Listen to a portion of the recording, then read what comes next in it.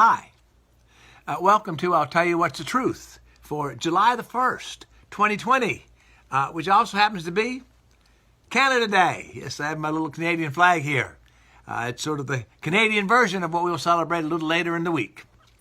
And today, the fruit of the Spirit we have before us is the fruit of gentleness. Gentleness is simply a marvelous gift.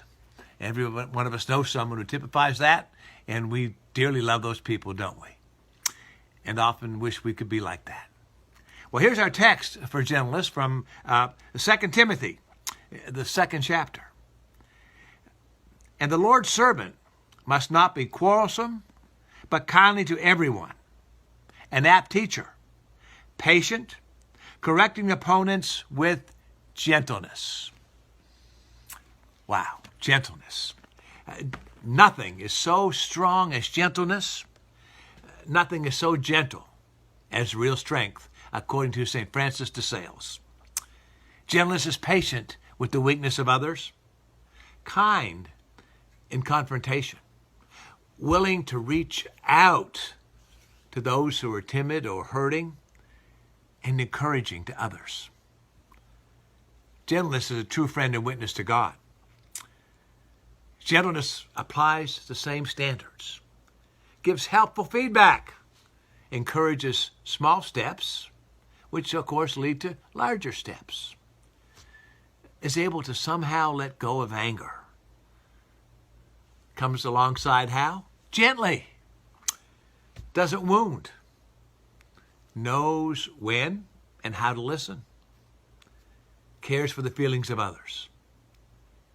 Luther talks about this in some way in his explanation to the 8th commandment. Remember that? You shall not bear false witness against your neighbor.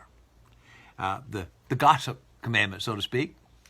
And, of course, we know what Paul thought of that earlier as we've been following Paul this summer.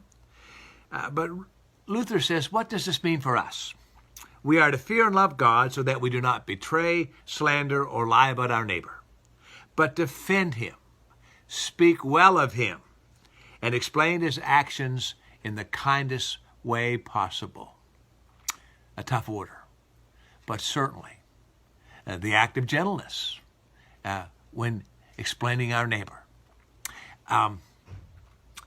When we discuss the 10 Commandments in confirmation, we talk about this commandment and we talk about the 4 nots. Not seen, not heard, not constructive, and not kind. Of course, we all know what not seen means, and not heard. Not constructive, of course, means if it doesn't build things up, don't say it. And not kind. And it never fails, because I explain that one by saying, remember what your mother said?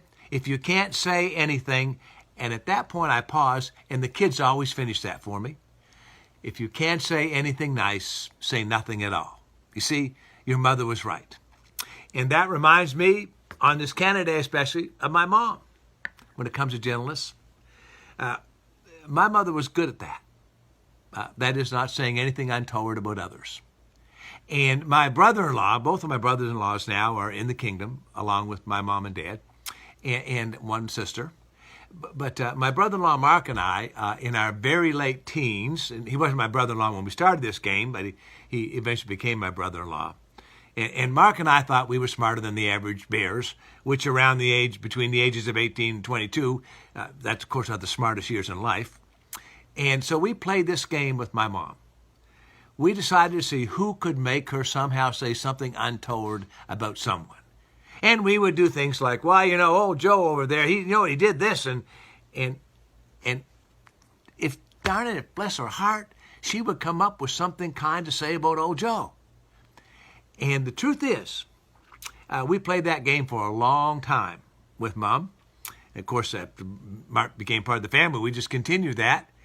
And the final score in that game was 0-0. She absolutely could handle us, and she absolutely was able to handle what Luther said, explaining your neighbor in the kindest way possible.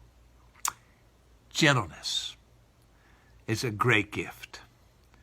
I pray for it. And as we think about that today, it might cause us to pray something like this. You've heard this prayer before. It was written by a Lutheran pastor. It's a prayer I use a great deal. It's a good prayer. God, grant me the serenity to accept the things I cannot change, the courage to change the things I can, and the wisdom to know the difference. Amen. Remember, do the best you can, lean on God, encourage one another, wear your mask. Better days are coming. Another hooray for the Canadians, and thank you. Shalom.